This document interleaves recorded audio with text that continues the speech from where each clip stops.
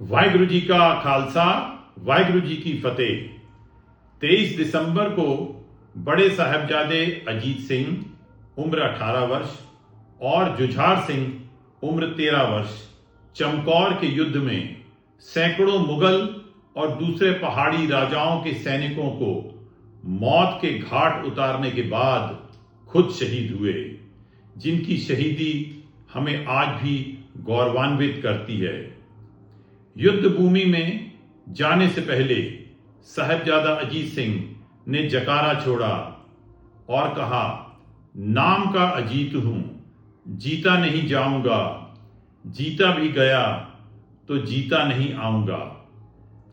26 दिसंबर को छोटे साहबजादे जोरावर सिंह उम्र 9 साल और फतेह सिंह उम्र 6 साल को जीवित दीवारों में चुनवा दिया गया।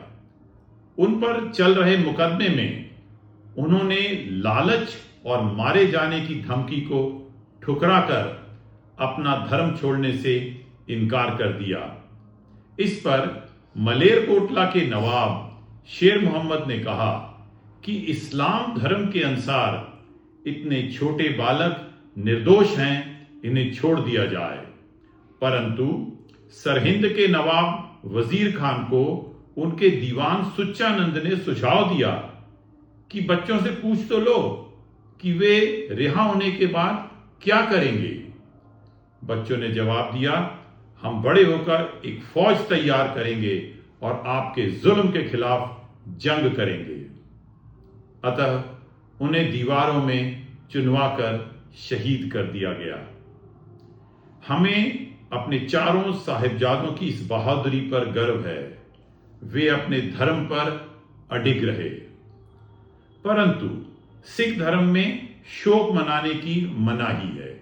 खासकर इतने महान संतों के शहीद होने पर तो हमें सिर्फ गौरवान्वित होना चाहिए और परमात्मा का शुक्रिया धन्यवाद करना चाहिए। खुद श्री गुरु गोविंद सिंह ने अपने सिखों को अपना पुत्र मानते हुए यह वचन किया, इन पुत्रन की सीस पर वार दिए सुत चार, चार मुए तो क्या हुआ, जीवित कई हजार। जपजी की 8वीं, 9वीं, 10वीं और 11वीं पौड़ी के अंत में आता है, नानक भगता सदा विकास, सुने दुख पाप का नाश। अर्थात जो ईश्वर की भक्ति में लीन है उसको सिर्फ आनंदमयी रहना है।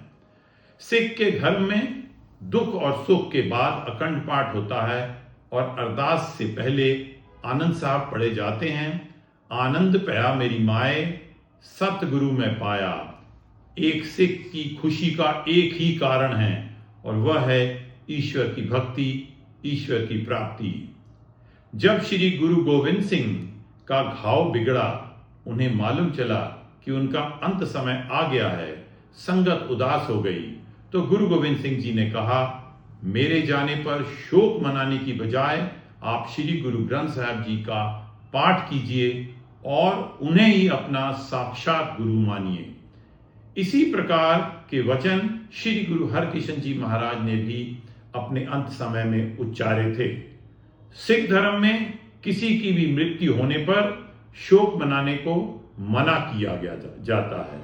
हम साधारण इंसान हैं, गलती करते हैं, रोते हैं, इसके लिए हमें श्री गुरु नानक देव जी क्षमा करेंगे। हम श्री गुरु तेग बहादुर जी की वाणी पढ़ते हैं, जो नर दुख में दुख नहीं माने, सुख सने और पै नहीं जाके, कंचन माटी माने रहाओ। 23 से लेके 26-27 दिसंबर तक का समय शोक मनाने का नहीं है, अपने गौरवशाली इतिहास को याद करने का है। इन दिनों विवाह करवाने, मकान की चट कराने, खुशियां मनाने, मिठाई बांटने में सिख धर्म में कोई बंदिश नहीं है। वाहिगुरु जी का खालसा, वाहिगुरु जी की फतेह।